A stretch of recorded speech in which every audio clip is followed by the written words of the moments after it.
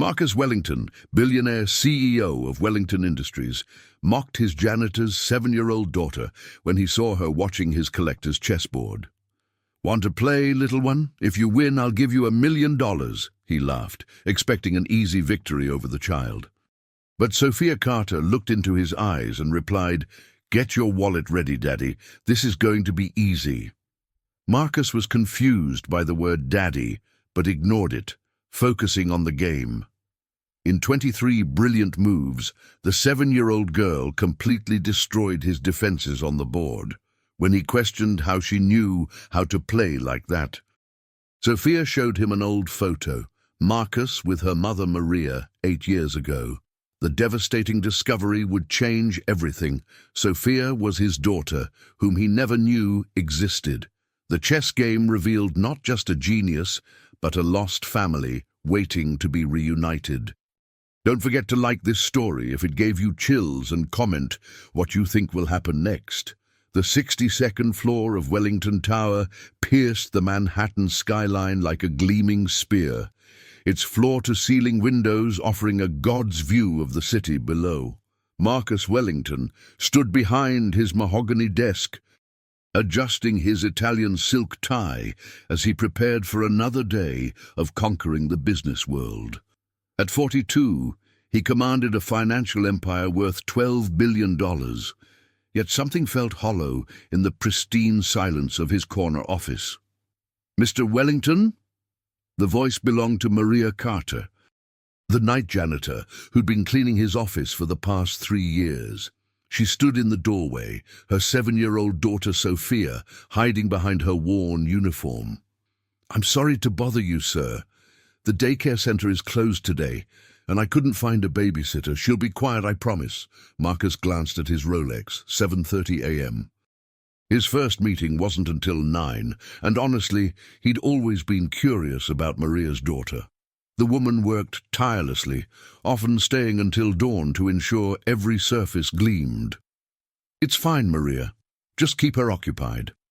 As Maria began her cleaning routine, little Sophia wandered toward the massive chess set displayed on Marcus's credenza, a handcrafted masterpiece from Italy worth more than most people's cars. Her dark eyes, strikingly intelligent for a child, studied each piece with fascination. "Careful there, sweetheart," Marcus said, approaching her. "That's not a toy." Sophia looked up at him without fear, her gaze steady and calculating. "I know it's not a toy.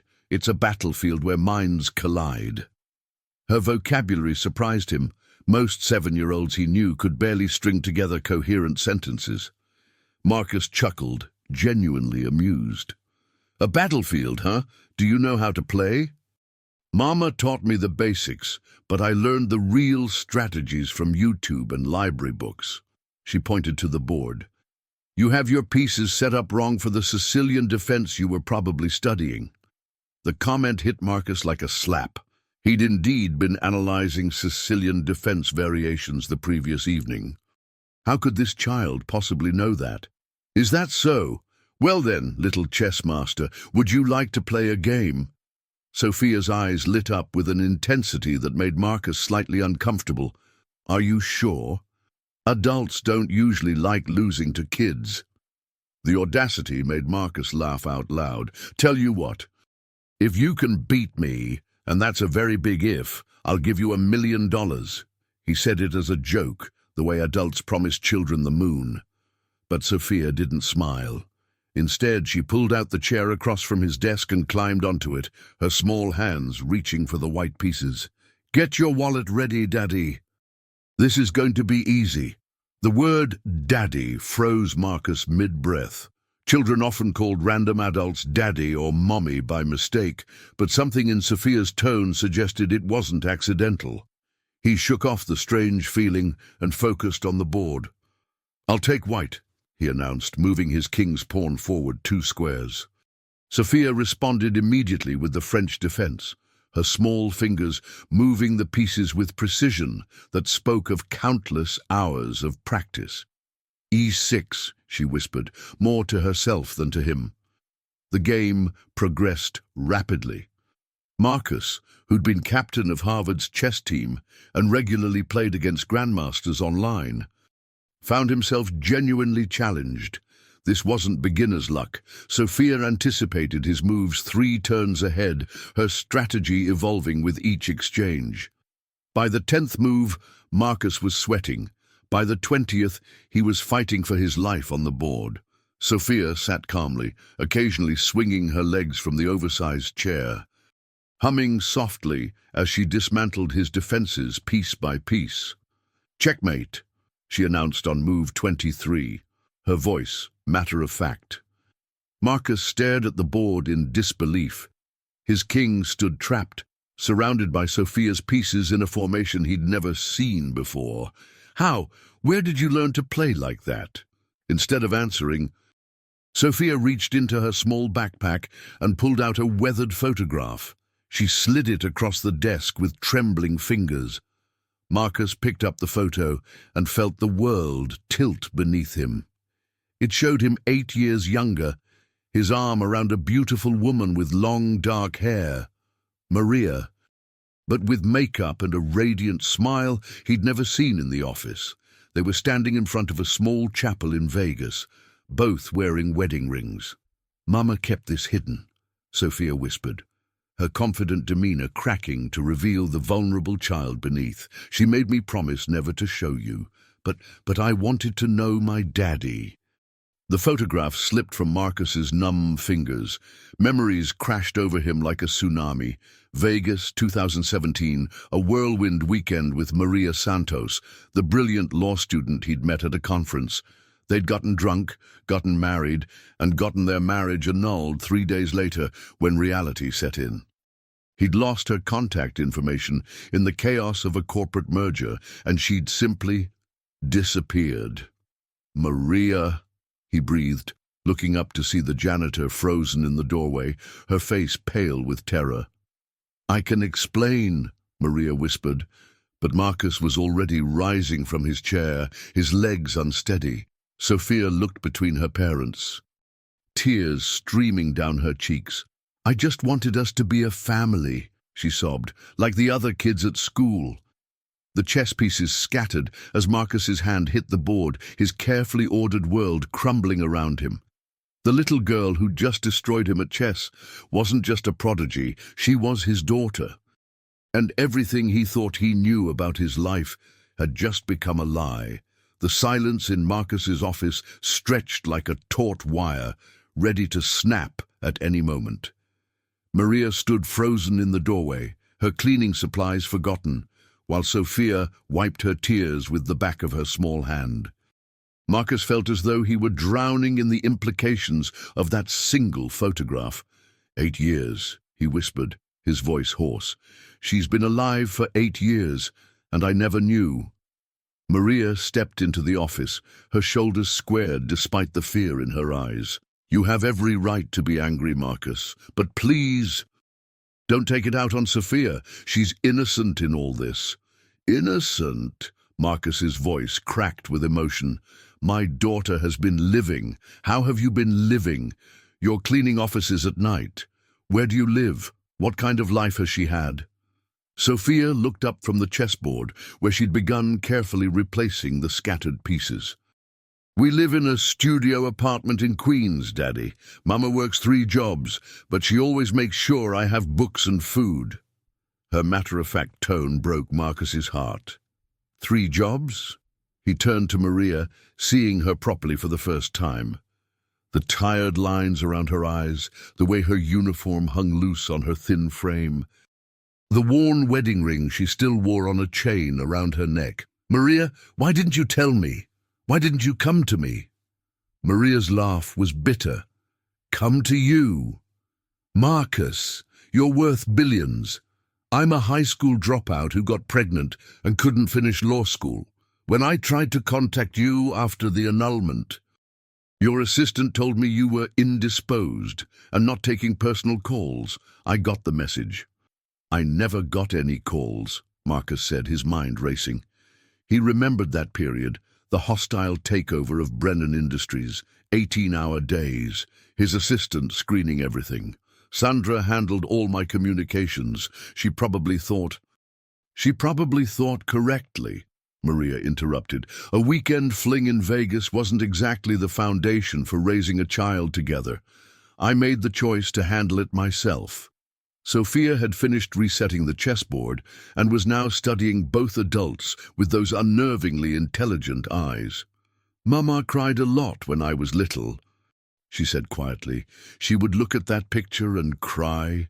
She told me my daddy was a very important man who lived in a different world." The words hit Marcus like physical blows.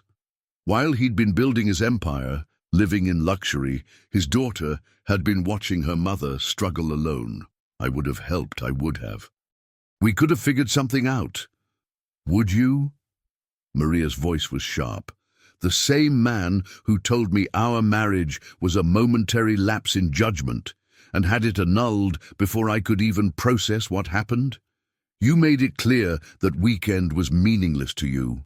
Marcus sank into his chair, the weight of his mistakes crushing down on him.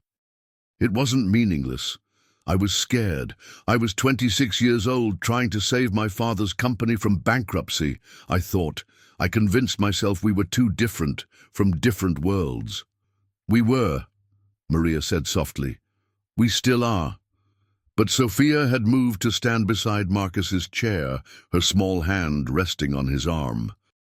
"Maybe worlds can come together," she said, with the wisdom that seemed impossible for a 7-year-old.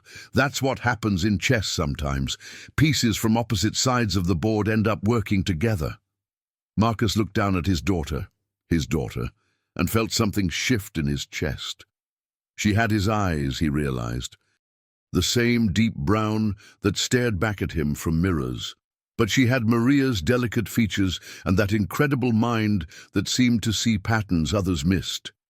"How did you learn to play chess like that?" he asked, desperate to know everything about this little stranger who was his blood. Sophia's face brightened. "After school, I go to the library while Mama cleans her second job at the law firm. The librarian, Mrs. Patterson, taught me the basic moves, but I learned strategy by watching videos and reading books. I practiced against computer programs on the library computers." "She's been doing this for 3 years, Maria added, pride creeping into her voice despite the tension. "Every day after school, 4 hours at the library. She's read every chess book they have, twice." Marcus felt a surge of paternal pride mixed with profound sadness. His daughter was a prodigy, but she'd developed her gifts in the sterile environment of a public library, while her mother worked multiple jobs just to keep them afloat. "Sophia," he said carefully, "would you like to see more of Daddy's office? There are some things I'd like to show you." Her entire face lit up. "Really? Can I see the view from your window?"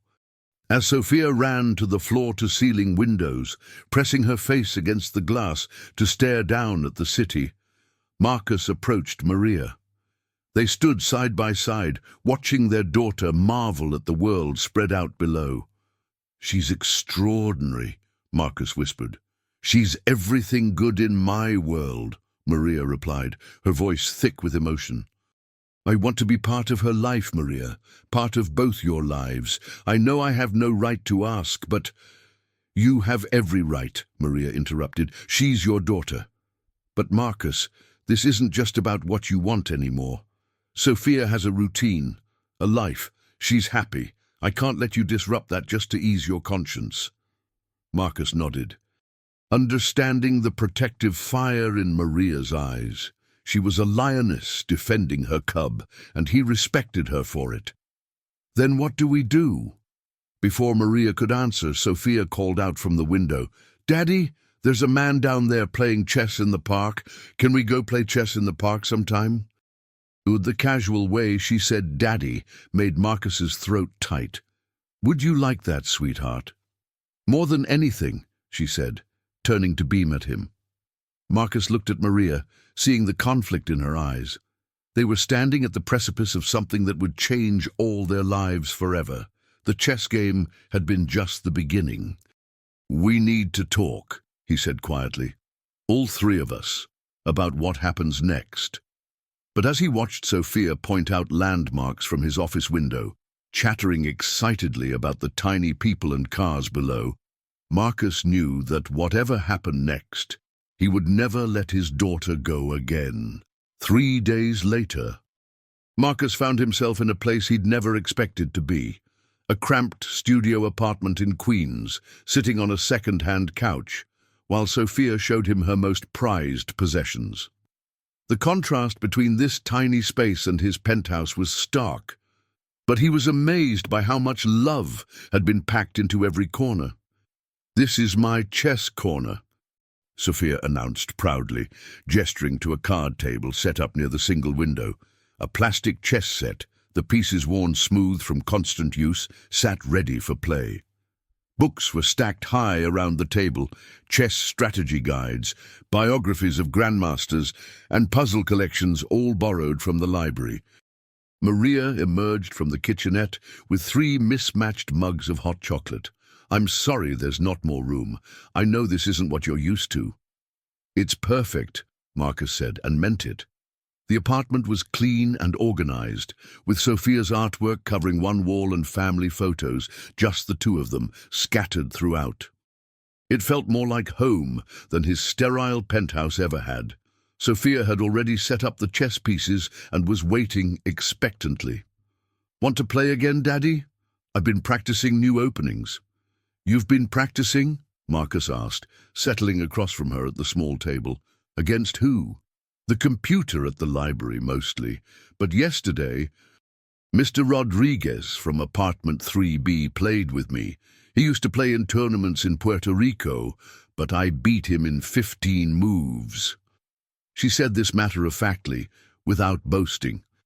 As they began their game, Marcus marveled at how naturally this felt. Sophia's playing style was even more refined than it had been 3 days ago. She was constantly evolving, learning, growing stronger.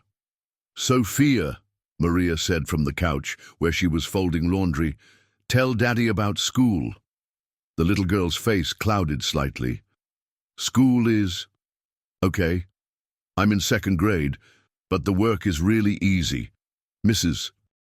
Henderson lets me read library books during math time because I already know everything we're learning."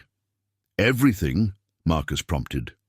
"Well, I tested at a 6th grade level for math and reading," Sophia said, moving her knight to attack his bishop.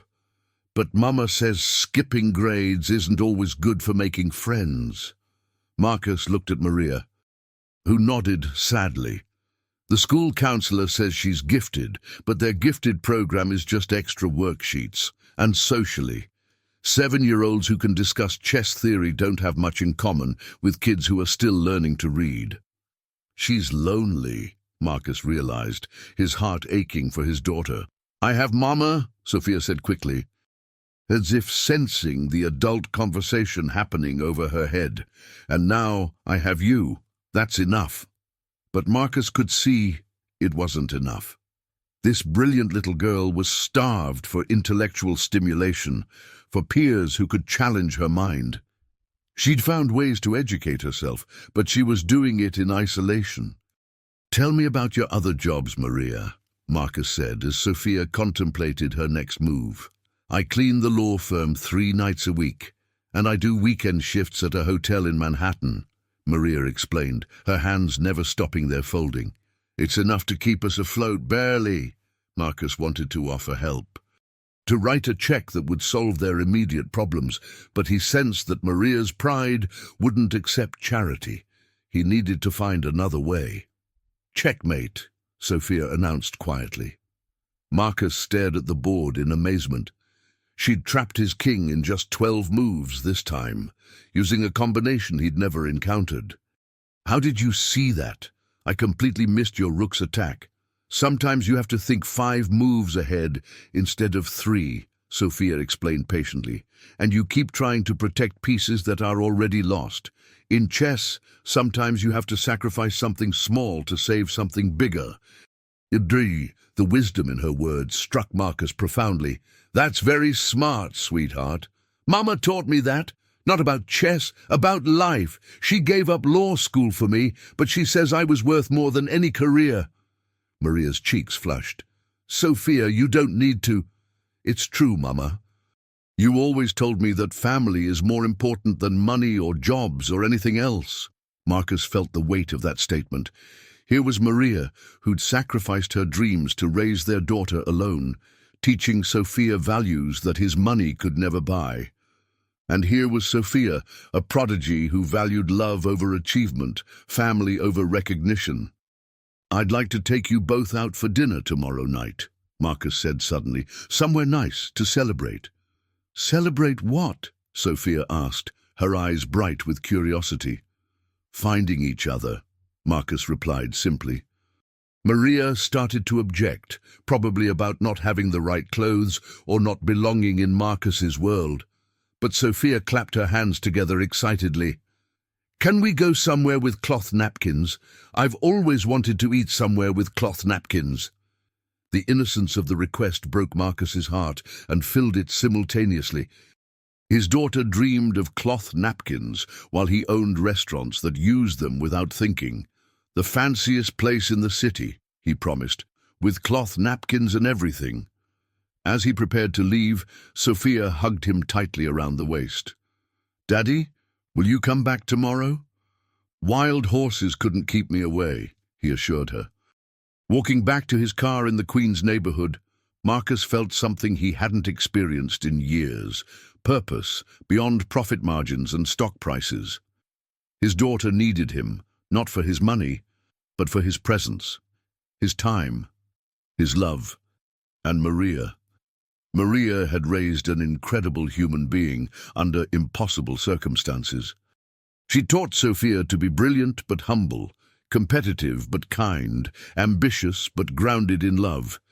They were going to be a family. Marcus didn't know how yet, didn't know what obstacles lay ahead, but he was certain of that much. The chess game had brought them together, but love was going to keep them that way. As he drove back toward Manhattan, Marcus was already planning. Private tutors for Sophia, better schools, opportunities for her incredible mind to flourish. But more than that, family dinners, bedtime stories, teaching her to drive someday. For the first time in 8 years, Marcus Wellington had something more valuable than money. He had a reason to come home. The restaurant Marcus chose was Le Bernardin, one of Manhattan's most exclusive establishments. As they were seated at a prime corner table, Sophia's eyes went wide with wonder. "Daddy, these napkins are so soft," she whispered, running her small fingers over the crisp white linen. "And look!" They folded them like flowers. Maria looked uncomfortable in her borrowed dress, but Marcus thought she looked beautiful. Motherhood had refined her features, given her strength and grace. "Order anything you want, sweetheart," Marcus told Sophia, though he suspected the French menu might be challenging even for her advanced reading skills. But Sophia surprised him again. "Excuse me," she said politely to their waiter. "Do you have any fish that's prepared simply? I don't really like heavy sauces." The waiter, charmed by her politeness, recommended the grilled salmon, and Sophia nodded approvingly. As they waited for their food, Marcus pulled out his phone. "I have something to show you both." He scrolled to a video he'd recorded earlier. "This is Dr. Elizabeth Chen. She's a child psychologist who specializes in gifted children." The video showed a woman in her 50s, sitting in a comfortable office. Many gifted children experience what we call existential depression. They understand complex concepts, but lack the emotional maturity to process them. They need intellectual peers and specialized education to thrive. Sophia watched intently. When the video ended, she looked up at Marcus with those startling, intelligent eyes. "Is that why I feel sad sometimes, even when nothing bad is happening?" Maria reached across the table to squeeze Sophia's hand.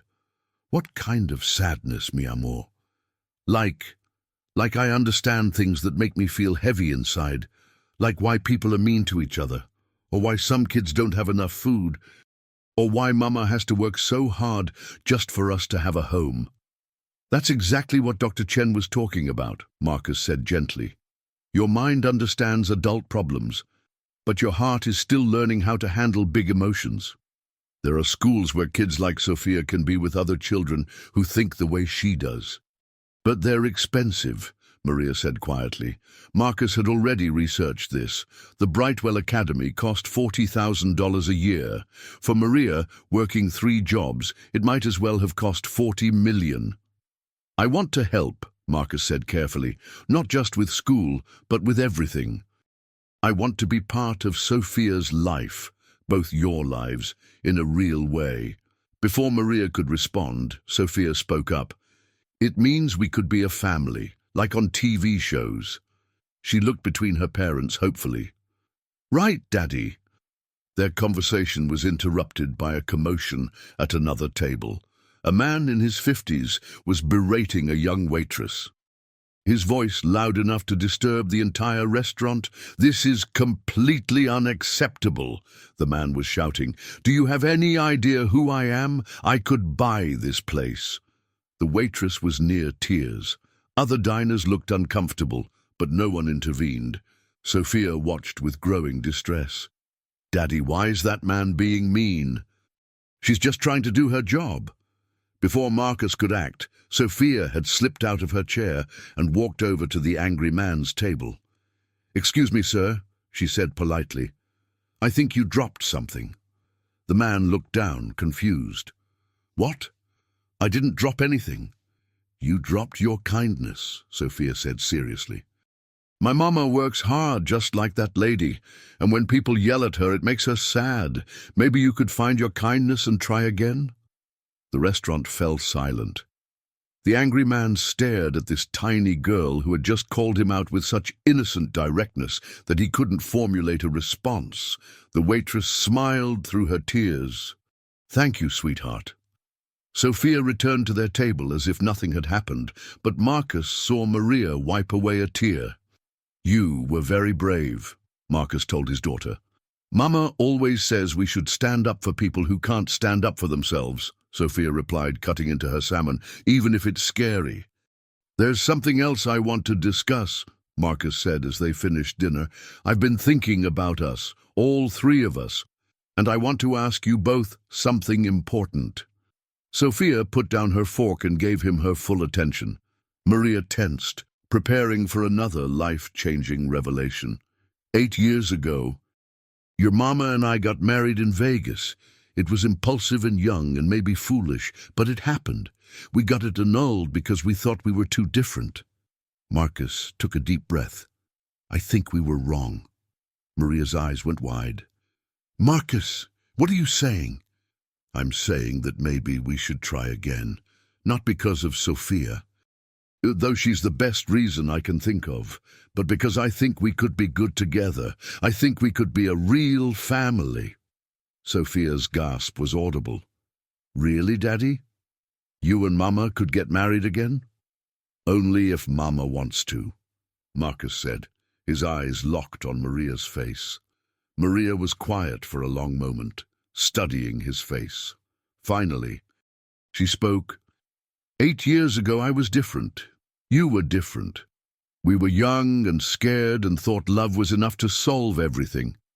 She paused, glancing at Sophia. But now I know that love isn't enough. It takes work and compromise and putting someone else's needs before your own. I know that now too, Marcus said softly. And I know something else, Maria continued. Sophia deserves to have both her parents in her life, not visiting on weekends, really in her life. She reached across the table and took Marcus's hand. So yes, Marcus Wellington, I'll marry you again, but this time we do it right. Sophia squealed with joy, loud enough to turn heads throughout the restaurant. But Marcus didn't care. He was going to marry the mother of his child, the woman who'd raised an incredible daughter. They were going to be a family, a real family. And it all started with a chess game. 2 months later, Marcus stood in his penthouse study. watching Sophia arrange chess pieces on the marble board where their story had begun. She'd been living with him for 3 weeks now, while Maria finished her notice at her jobs and they planned their wedding. "Daddy, I've been thinking," Sophia said, not looking up from the board. She was setting up a complex mid-game position from memory. "When you and Mama get married next week, will everything change?" Marcus sat across from her, touched by the question. At 7 years old, Sophia had already experienced more upheaval than most children faced in a lifetime. "What kind of changes are you worried about, sweetheart?" "Well, we'll live here all the time, instead of going back to the apartment in Queens. Mama won't have to work 3 jobs anymore. I'll start at the new school with the other smart kids."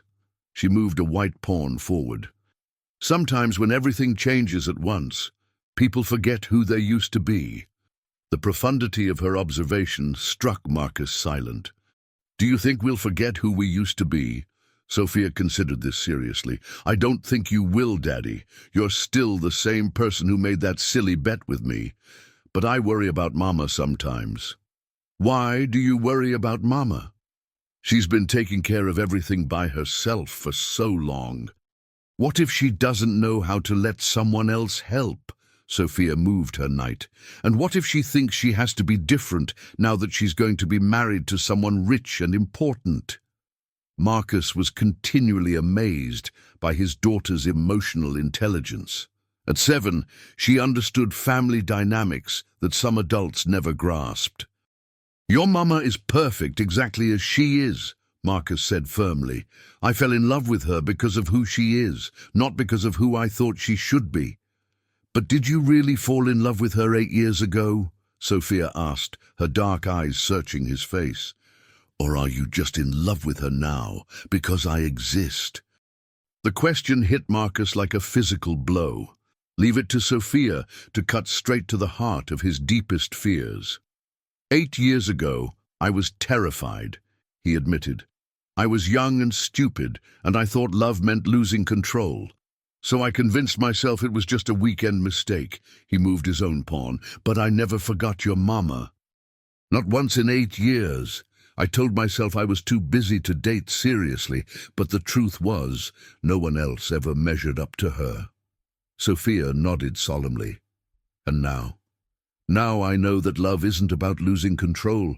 It's about choosing to give someone else the power to hurt you and trusting them not to use it. That's very wise, Daddy." Sophia moved her bishop with practiced precision. "I think Mama is scared too." "Of what?" "Of not being good enough for your world. Yesterday, when that lady from the fancy wedding place was here, Mama got very quiet. She kept looking at the price list, like it was written in a foreign language." Marcus winced. He'd hired Manhattan's premier wedding planner without thinking about how the costs might make Maria feel. "Maybe we should plan the wedding ourselves," Marcus said thoughtfully. "Just the 3 of us." Sophia's face lit up. "Really? We could make it exactly what we want?" "What would you want, sweetheart?" "Something simple. Maybe in Central Park, where we've been playing chess on Sundays. With just our family and maybe Mrs. Patterson from the library, because she taught me my first chess moves." Sophia moved another piece. "And Mr. Rodriguez from our old building, because he's like a grandfather to me."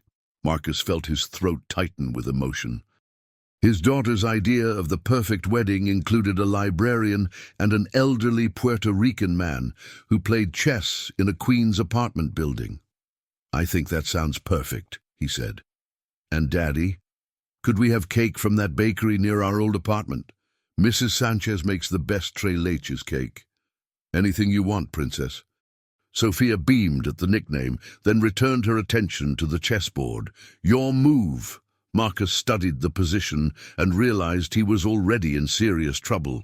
Sophia had been talking and setting traps simultaneously, using conversation to distract him, while she built an unstoppable attack. "You sneaky little chess master," he said with admiration. "Mama says women have to be smarter than men, because men don't always listen when we talk directly," Sophia replied innocently. "So sometimes we have to be strategic." Strategic, Marcus corrected, laughing despite his dire position on the board. Like how I'm being strategic about you and Mama. Oh, and what strategy is that? Instead of answering, Sophia made her final move. Checkmate, and my strategy is making sure you both remember that we're already a family. The wedding is just going to make it official. Marcus stared at the board, then at his remarkable daughter. She'd won again, but more than that. She'd orchestrated this entire conversation to address her own fears while reassuring him about his. "How did you get so wise?" he asked, pulling her into a hug. "I had a really good teacher," Sophia said, snuggling against his chest. "Mama always said that being smart isn't about knowing all the answers, it's about asking the right questions." As Marcus held his daughter, looking out at the city lights, he marveled at the chain of events that had brought them to this moment. A chess game had revealed his daughter's existence, but her wisdom, her heart, her incredible mind, those were gifts that Maria had nurtured alone for 7 years. In 5 days, he would marry Maria again.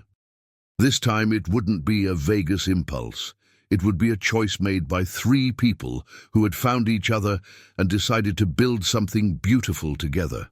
A family, a real family, built on love, trust, and the endless possibility contained in a 7-year-old chess prodigy. "I love you, Daddy," Sophia whispered sleepily. "I love you too, sweetheart, more than all the chess games in the world." The morning of the wedding dawned crisp and clear in Central Park, with autumn leaves painting the landscape in gold and crimson. Marcus stood under a simple arch decorated with white roses, watching as his small wedding party assembled on the grass near Bethesda Fountain. Sophia, radiant in a pale pink dress with a crown of white flowers in her dark hair, was directing the seating arrangements with the precision of a military general. "Mrs. Patterson, you sit here in the front row because you're family now," she announced, guiding the elderly librarian to a folding chair. "And Mr. Rodriguez, you're walking Mama down the aisle because you said you'd be proud to." The old man from their Queens apartment building wiped tears from his weathered cheeks. "It would be my honor, mija." Marcus adjusted his simple navy suit. No designer tuxedo today, just clean lines that felt right for this intimate ceremony. He'd never imagined his wedding day would involve a 7-year-old event coordinator and a guest list of 8 people, but he'd never been happier. Dr. Elizabeth Chen, the child psychologist who'd become both Sophia's counselor and their family friend, approached with a warm smile. "She's remarkable, you know. Most children would be overwhelmed by all these changes. But Sophia is thriving because she feels secure in your love." Music began to play from the small speaker Sophia had carefully positioned. Not traditional wedding music, but a gentle acoustic song Maria had hummed while cleaning offices late at night. Sophia had insisted on it, saying it was Mama's song. Then Maria appeared at the edge of their gathering, and Marcus's breath caught. She wore a simple cream-colored dress that flowed to her ankles, her dark hair loose around her shoulders, carrying a bouquet of wildflowers that Sophia had picked that morning. But it was her smile that stopped his heart, radiant, unguarded, full of hope and love and the promise of tomorrow. Mr. Rodriguez offered Maria his arm with old-world courtesy, and they began their walk across the grass toward Marcus. Sophia scattered flower petals in their path, beaming with joy at her parents. As Maria reached him, Marcus took her hands and felt the same electricity he'd experienced 8 years ago in Vegas, but deeper now, tempered by understanding and strengthened by knowledge of what they'd both sacrificed to reach this moment. "Dearly beloved," began the officiant, a warm woman pastor from the community center, "we gather today not just to witness a wedding, but to celebrate the formation of a family that already exists in heart and is now being blessed in law." Sophia stepped forward with the rings, simple gold bands that Marcus had inscribed with chess coordinates. Inside Maria's ring, E8 checkmate. Inside his own, F1 forever.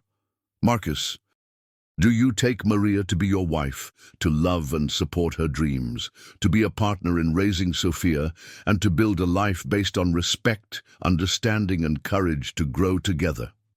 I do, Marcus said, his voice strong and sure. I choose you, Maria. I choose our family. I choose love over fear every single day. Maria, do you take Marcus to be your husband, to trust in his commitment to your family, to let him share the joys and challenges of parenthood, and to build a marriage based on equality, communication, and faith in each other? Maria's voice was steady despite the tears streaming down her cheeks. I do. I choose to trust again. I choose to let love in. I choose us. As they exchanged rings, Sophia clapped her hands together with pure joy. Now you're really married. Now we're really a family. You may kiss your bride, the pastor announced with a laugh. Marcus cupped Maria's face in his hands and kissed her with 8 years of longing, with promises for the future, with gratitude for the extraordinary daughter who had brought them back together. And now, Sophia announced importantly, we have tres leches cake from Mrs. Sanchez. As their tiny wedding party moved to the picnic tables, Marcus caught Maria's hand and pulled her aside. Any regrets? He asked softly.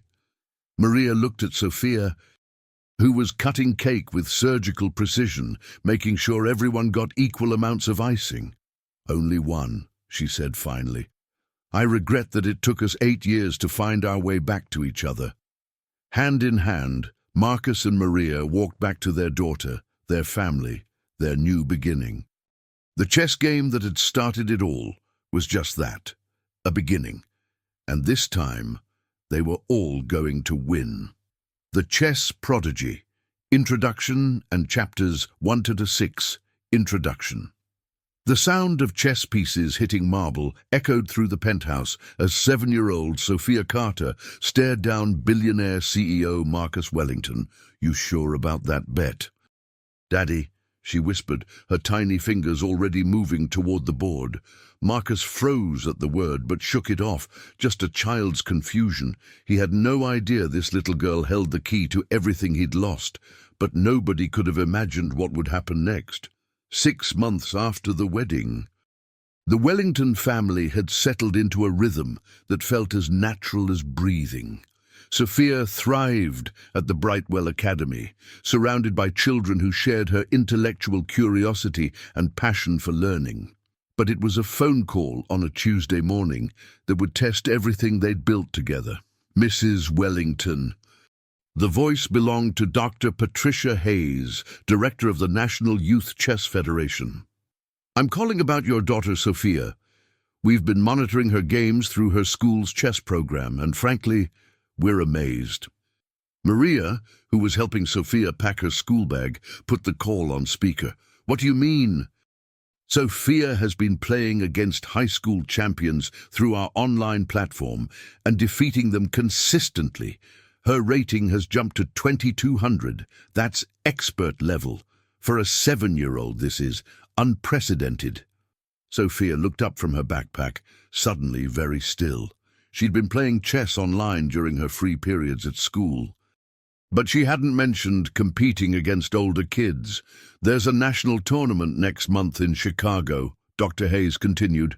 The youngest competitor has ever been 12 years old, but we'd like to make an exception for Sophia. The prize is a full scholarship to any chess academy in the world, plus a mentorship with Grandmaster Viktor Petrov. Marcus, who had been listening from the kitchen, felt his protective instincts flare. She's 7 years old. Tournament chess is incredibly stressful, even for adults. I understand your concerns, Mr. Wellington, but your daughter has a gift that appears once in a generation. Chess prodigies peak early. If we don't nurture this talent now, we might lose the opportunity forever. After Dr. Hayes hung up, the family sat around their breakfast table in contemplative silence. Sophia picked at her cereal, her usually bright demeanor subdued.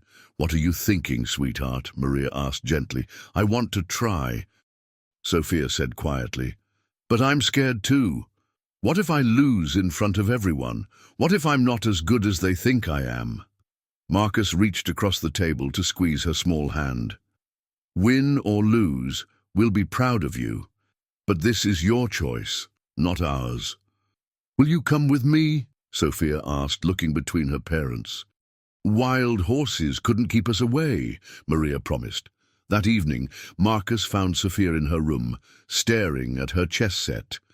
The pieces were arranged in a position he didn't recognize, complex and beautiful, like a puzzle waiting to be solved. "Daddy, can I ask you something?" Sophia's voice was unusually serious. "Anything, princess." "Do you think Mama is happy? Really happy, I mean. Not just pretending for us." The question caught Marcus off guard. "Why would you think Mama is pretending?" "Sometimes I catch her looking sad when she thinks no one is watching, like she's remembering something that hurts." Sophia moved a chess piece absently. "I think she misses her old dreams sometimes." Marcus sat on the edge of Sophia's bed, struck by his daughter's perceptiveness. "What old dreams?" "Being a lawyer. She had all these books about law hidden in our closet in Queens. She used to read them late at night when she thought I was sleeping." Sophia looked up at him with those wise, dark eyes. "I think she gave up everything for me, and now she's giving up more things to be part of your world." The observation hit Marcus like a revelation. In his joy at having his family together, had he overlooked Maria's own needs and aspirations? "You know what, sweetheart? I think it's time we had a family meeting about dreams. All of our dreams." That night, after Sophia was asleep, Marcus found Maria on their balcony, looking out at the city lights. "Sophia thinks you're sad," he said, settling beside her on the bench swing he'd installed. Maria sighed, not denying it. "I'm not sad exactly. I'm grateful every day for this life, for us. But sometimes I wonder who I might have been if things had been different. It's not too late, you know. You could finish law school. You could still become a lawyer." Maria laughed, but there was no humor in it. "Marcus, I'm 34 years old. I haven't been in school for 8 years. I don't even remember half of what I learned.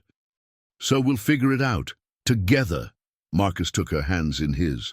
"What if I told you that Columbia Law School has a program for returning students? What if I told you that one of the senior partners at Morrison & Associates owes me a favor and would consider you for an internship?" Maria stared at him. "You already looked into this?" "Our daughter is brilliant because she got it from both of us. Your legal mind, your analytical thinking, that's part of what makes her special." Marcus smiled. "Besides, I fell in love with a law student 8 years ago. I'd like to meet the lawyer she becomes." For the first time in months, Maria's smile reached her eyes. "It would be hard. Law school, while raising Sophia, while being married to you and all the responsibilities that come with that. Hard, but not impossible. And you wouldn't be doing it alone." As they sat together under the stars, making plans for Maria's return to law school and Sophia's first chess tournament, Marcus realized that their family was still growing, still becoming.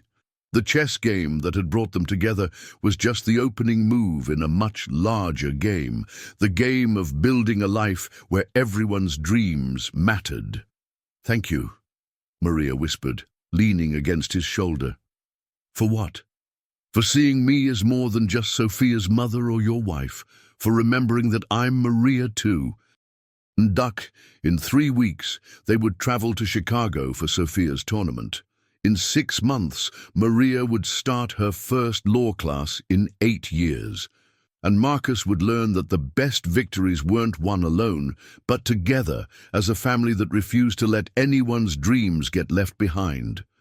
The grand ballroom of the Chicago Marriott buzzed with nervous energy as hundreds of chess players prepared for the National Youth Championship. Sophia, at 7 years old, looked impossibly small among the teenage competitors, but her calm demeanor impressed even the tournament organizers. "Look, Daddy," Sophia whispered, pointing to a lanky 16-year-old setting up his pieces at a nearby table. "That's Jeremy Chen. He's rated 2400 and won 3 state championships. Everyone says he's going to be the youngest grandmaster ever." Marcus marveled at how his daughter could rattle off chess statistics like other kids discussed cartoon characters. "Are you nervous about playing against older kids?" "A little," Sophia admitted, "but Mama told me something important this morning." "What did she say?" "She said that chess pieces don't care how old you are. They only care how well you think." Sophia straightened her shoulders. "And I think pretty well."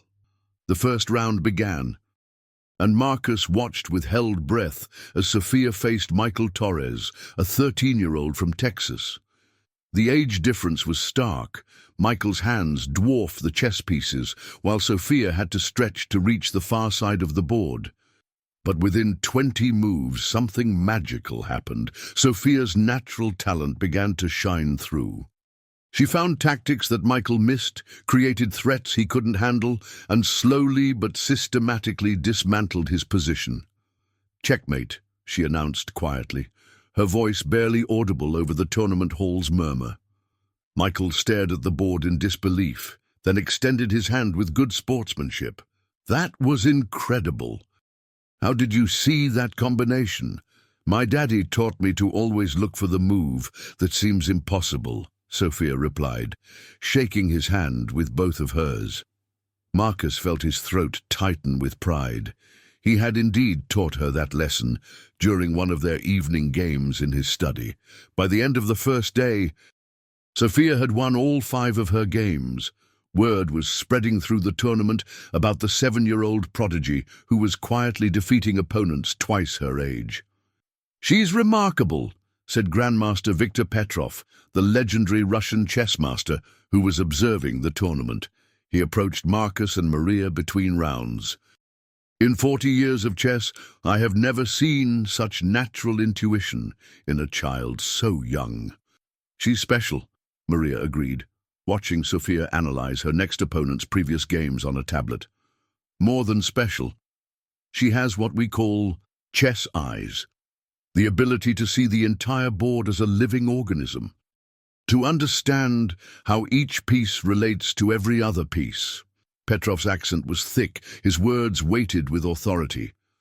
"With proper training, she could become the youngest world champion in history." That evening, back in their hotel room, Sophia was unusually quiet during dinner. She picked at her room service meal, her mind clearly elsewhere. "What's troubling you, sweetheart?" Marcus asked. "Everyone keeps talking about me becoming world champion, about being the youngest this or the best that." Sophia looked up with those wise, dark eyes. "But what if I don't want to be the best chess player in the world? What if I want to be other things too?" The question stunned both parents into silence. In their excitement about Sophia's talent, had they forgotten that she was still a 7-year-old child with the right to choose her own path? "Like what other things?" Maria asked gently. "I like chess, but I also like science and art and helping people like that waitress at the restaurant." Sophia's voice grew stronger as she spoke. "Mr. Rodriguez told me that being good at something doesn't mean you have to make it your whole life." Marcus exchanged a meaningful look with Maria. Their daughter's wisdom continued to amaze them. "You know what, Princess, you're absolutely right. Chess is something you're good at, but it doesn't have to define who you are. So if I don't want to become a professional chess player, that's okay." "More than okay," Maria assured her. "We'll support whatever makes you happy." Sophia smiled for the first time that evening. "Good, because tomorrow I want to win this tournament, not to become famous, but to prove that a 7-year-old girl can do anything she sets her mind to." As Marcus tucked Sophia into bed that night, she grabbed his hand. "Daddy, thank you for letting me be myself. Thank you for being exactly who you are, sweetheart." Outside their hotel room, Marcus found Maria on the phone with Columbia Law School. Confirming her enrollment for the fall semester, Their family was growing in all directions, Sophia exploring her potential while maintaining her childhood, Maria reclaiming her dreams, and Marcus learning that love meant supporting others' journeys, not controlling them. Tomorrow, Sophia would play for the national championship. Win or lose. She had already taught them the most important lesson, that being exceptional at something was less important than being true to yourself. Championship Sunday arrived with unexpected drama. Sophia had advanced to the final round, where she would face Jeremy Chen, the 16-year-old prodigy everyone expected to win. But as they sat down to play, Marcus noticed something different in his daughter's demeanor, a quiet confidence that seemed to radiate from within. "Good luck," Jeremy said, offering his hand across the board. "You too," Sophia replied with a smile. "May the best moves win." The game began with Jeremy playing aggressively, trying to overwhelm Sophia with complex tactical sequences. But she remained calm, finding simple, elegant responses to his attacks. By move 15, the watching crowd had grown silent, sensing they were witnessing something extraordinary. Grandmaster Petrov leaned over to Marcus. "She's not just playing chess, she's playing Jeremy. Watch how she responds to his psychological pressure." Indeed, every time Jeremy tried to intimidate her with rapid moves or dramatic gestures, Sophia responded with serene patience. She took her time, analyzed carefully, and made moves that looked simple, but created subtle, devastating threats. "This is beautiful chess," whispered Dr. Hayes, the tournament director. "She's teaching a masterclass in positional play." By move 30, Jeremy was in serious trouble. His aggressive opening had backfired, leaving his king vulnerable and his pieces poorly coordinated. Sophia had quietly built an iron grip on the center of the board. "I don't understand," Jeremy muttered, staring at the position. "How is a 7-year-old outplaying me?" But Sophia heard him, and her response surprised everyone. "Because I'm not trying to beat Jeremy Chen, the chess champion.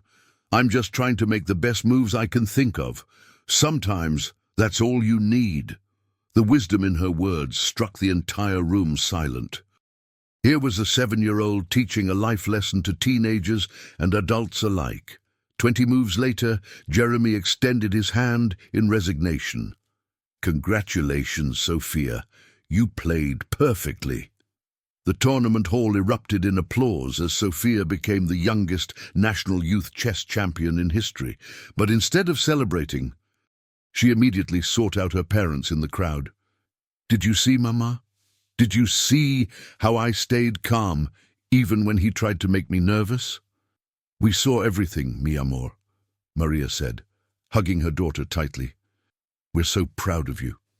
The victory ceremony was a blur of photographers, interviews, and trophy presentations. But the moment that would stay with Marcus forever came during Sophia's acceptance speech. "I want to thank my parents," she said into the microphone, her small voice carrying across the ballroom. "My mama, who taught me that being smart means being kind. My daddy, who taught me that making mistakes is how we learn. And I want to thank all the players who made me better by challenging me." She paused, looking directly at Jeremy Chen in the audience. "Chess taught me that every person you play against makes you stronger. Even when you lose, you win something if you learn from it." The audience gave her a standing ovation, but Sophia wasn't finished. "I also want to say that winning this tournament doesn't make me better than anyone else. It just means I'm good at chess. But there are kids here who are good at math and science and art and being kind to others. We're all champions at something." Later that evening, as they celebrated with room service pizza in their hotel suite, Sophia made an announcement that shocked her parents. "I've decided something important," she said, setting down her slice. "I want to use my chess winnings to start a scholarship fund." "A scholarship fund?" Marcus asked. "For kids whose families can't afford chess lessons or tournament fees, like Mama and I couldn't before." Sophia's eyes were bright with purpose. Chess changed our lives. Maybe it can change other kids' lives too. Maria wiped away tears. Sweetheart, that's incredibly generous, but the prize money is meant for your future. This is for my future, Sophia said firmly. I want my future to include helping other kids discover what they're good at. Marcus looked at his 7-year-old daughter, national chess champion, wise beyond her years, and apparently a philanthropist in the making, and felt his heart swell with pride. You know what, Princess? I think that's the best move you've made yet. As they flew back to New York the next morning, Marcus reflected on how much their lives had changed since that first chess game in his office. Sophia had won the tournament, but more importantly, she had shown the chess world that champions aren't just made by talent, they're made by character, humility, and the desire to lift others up. The game that had brought them together as a family was now going to help other families discover their own potential. And somehow, Marcus knew this was just the beginning of Sophia's impact on the world. 3 months after Chicago, life had settled into a new rhythm. Maria was thriving in her first semester at Columbia Law School, studying late into the night while Sophia did homework beside her. Marcus had never been happier watching his wife rediscover her passion for legal analysis and debate. But it was a knock on their door one evening that would change everything they thought they knew about their family's story. Mr. Wellington? The woman at their door was elderly, perhaps 80, with silver hair and piercing blue eyes that seemed familiar. My name is Catherine Petrov. I believe you know my grandson, Victor. Marcus's blood ran cold. Grandmaster Victor Petrov, who had been working with Sophia since Chicago, had never mentioned having family in New York. Please come in, Maria said, her law school instincts sensing something significant about this unexpected visit. Sophia looked up from her chessbook as the elderly woman entered their living room. Grandmaster Victor's grandmother, are you here to watch me practice? Catherine Petrov's eyes filled with tears as she looked at Sophia. In a way, yes, dear child. But first, I need to tell your parents something very important. She reached into her handbag and pulled out a faded photograph, a young man in his 20s wearing a chess tournament jacket. The resemblance to Marcus was unmistakable. This is my son, Alexander Petrov. He was also a chess prodigy like Sophia, but more than that, he was your father. Marcus. The words hit the room like a thunderbolt. Maria gasped. Sophia's chessbook slipped from her fingers, and Marcus felt the world tilt on its axis. That's impossible, Marcus whispered. My father was James Wellington. He died when I was 5. James Wellington adopted you when you were 3 years old. After Alexander died in a car accident, Catherine said gently, your mother, Sarah, thought it would be easier if you grew up as an American, without the burden of your chess heritage. Marcus sank into a chair, his mind reeling. But I never showed any special talent for chess until recently, because you were never taught properly as a child. Sarah was afraid that if you learned chess, you'd want to know about Alexander, about us, about the family she'd chosen to leave behind. Catherine's voice was heavy with decades of grief. She cut all ties with us after James adopted you. Sophia, who had been listening with wide eyes, suddenly spoke up. So that's why I'm so good at chess. It's in my blood from both sides. Catherine smiled through her tears. Your great-grandfather was Ivan Petrov, one of Russia's greatest chess masters. Your grandfather, Alexander, was following in his footsteps before he died. And now you, sweet child, have inherited gifts from both the Petrov and Wellington lines. Marcus felt overwhelmed by the revelation. Why tell us this now? Why wait 37 years? Because Victor told me about Sophia. When I saw her play in Chicago, I knew immediately. She has Alexander's intuition, Ivan's patience, and something uniquely her own, a warmth and wisdom that neither of them possessed. Catherine reached out to touch Sophia's cheek. I'm 83 years old, Marcus. I couldn't die without meeting my great-granddaughter and telling you the truth about where you come from. Maria, ever the lawyer, even in emotional moments, asked the practical question. Do you have proof of all this? Catherine opened a larger bag and pulled out documents, photographs, and chess scorebooks spanning decades, birth certificates, immigration papers, tournament records, a paper trail that painted a clear picture of Marcus's true heritage. There's more, Catherine said quietly. The Petrov Chess Foundation in Moscow has been looking for Alexander's son for decades. There's a substantial inheritance waiting for you. Not just money, but chess libraries, tournament archives, and a legacy that belongs to your daughter.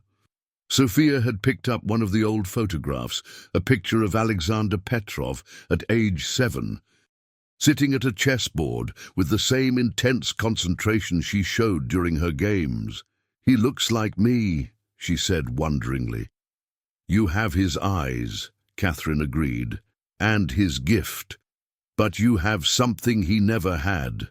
A family who loves you for who you are, not just what you can do on a chessboard. That night, after Catherine had left with promises to visit again soon, the Wellington family sat in their living room, processing the bombshell revelation. Does this change anything? Sophia asked, curled up between her parents on the couch. It explains a lot, Marcus said thoughtfully. Why chess felt so natural once I started playing with you. Why you have such incredible intuition for the game. But it doesn't change who we are, Maria added firmly. We're still the same family we were this morning. Sophia nodded wisely. Except now, we know why I'm so good at chess. It's not just because I'm smart, it's because chess is in my family from both Mama and Daddy's sides. Marcus looked at his daughter, marveling at how she could take such earth-shaking news in stride. How do you feel about having a great-great-grandfather who was a chess master? Proud, Sophia said simply, but also grateful that I got to choose chess because I loved it, not because someone told me I had to because of my blood. As they prepared for bed, Marcus realized that this revelation, shocking as it was, actually made their family story even more beautiful. Sophia wasn't just a random prodigy. She was the culmination of generations of chess brilliance, combined with Maria's intelligence and their family's love. The chess game that had brought them together wasn't just coincidence. It was destiny, generations in the making, finally coming full circle. The weeks following Catherine Petrov's revelation transformed the Wellington household in unexpected ways. Victor Petrov, now revealed as Sophia's great-great-uncle, became a regular visitor, sharing family stories and teaching Sophia chess techniques passed down through generations. But it was Maria who surprised everyone with her reaction to the family discoveries. I want to meet them, she announced one evening during dinner. All of them, the whole Petrov family in Russia. Marcus looked up from his salmon, startled. You want to travel to Moscow? I want Sophia to understand her complete heritage. She deserves to know both sides of her story, the Russian chess masters and the American business family.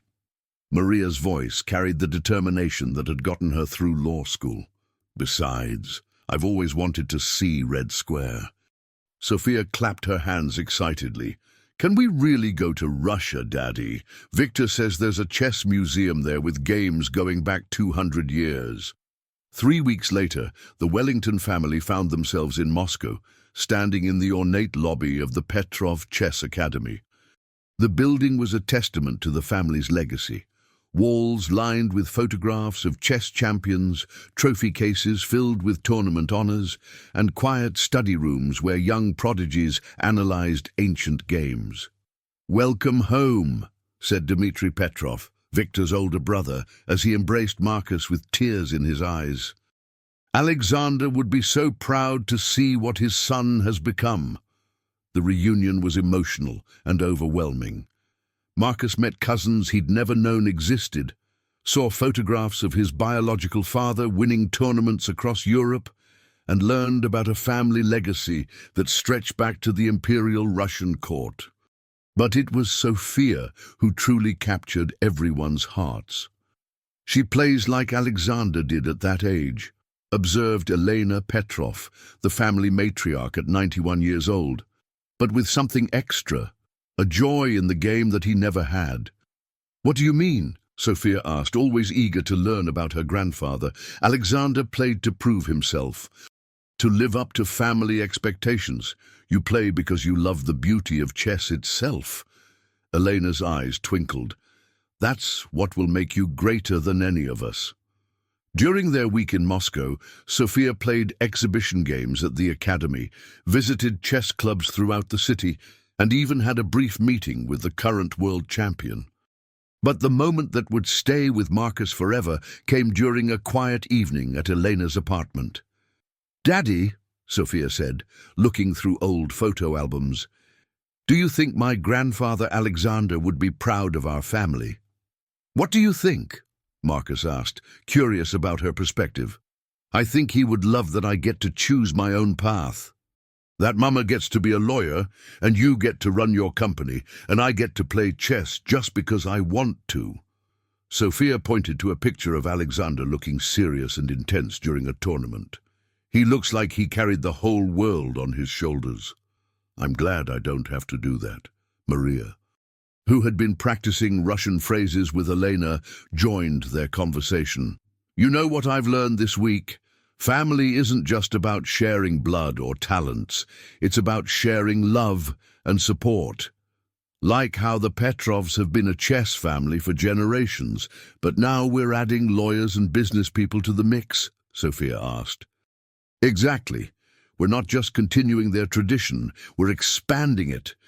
On their last night in Moscow, the entire extended Petrov family gathered for a farewell dinner. Victor stood to make a toast, his English heavily accented but his meaning clear. "For 60 years we have mourned Alexander's death and wondered about his lost son. Today we celebrate not just finding Marcus, but discovering that our family line has produced something even more precious than chess champions." He raised his glass toward Sophia. "A child who understands that winning is less important than wisdom, that talent is less important than kindness, and that family love is the greatest victory of all." The room erupted in applause and tears. Sophia, embarrassed by the attention, hid her face against Marcus's shoulder. Later, as they flew back to New York, Sophia was unusually contemplative. "Daddy, do you think things would have been different if you'd grown up knowing about the Petrovs?" Marcus considered the question carefully. "I might have become a chess player instead of a businessman. I might never have met your mama. We might never have had you. So maybe everything happened exactly the way it was supposed to. What do you think?" Sophia smiled, that wise smile that always amazed him. "I think our family story is like a really long chess game. Every move led to the next move, and all the moves together created something beautiful." As their plane descended toward JFK Airport, Marcus reflected on the incredible journey that had brought them to this point. A simple chess game between a CEO and a janitor's daughter had revealed not just paternity, but destiny. They weren't just a family anymore. They were the bridge between two worlds, two cultures, two legacies. And somehow he knew their story was still just beginning. 1 year later, Marcus stood in the same penthouse office where everything had begun, but now it looked completely different. The mahogany desk had been replaced with a round table where Sophia did homework while he worked. Maria's law books shared shelf space with his business journals, and the chess set, that fateful chess set, sat in the center of it all, pieces arranged in the position from Sophia's championship game. "Daddy, are you ready?" Sophia called from the doorway. At 8 years old, she'd grown taller, her confidence more mature, but her eyes still held the same incredible intelligence that had first amazed him. Today was special.